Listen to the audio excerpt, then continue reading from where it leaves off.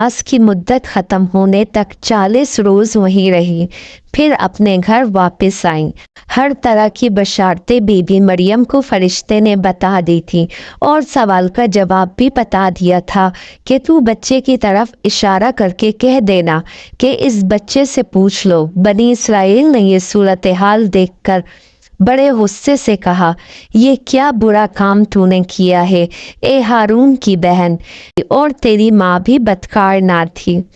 हज़रत मरियम अलैहिस्सलाम ने हज़रत ईसा की तरफ इशारा किया कि इससे पूछ लो।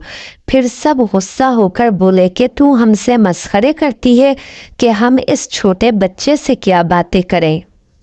इतने में हज़रत ईसा अलैहिस्सलाम बोल पड़े कि मैं बंदा खुदा हूँ और खुदा ने मुझे किताब दी है और मुझे नबी बनाया है।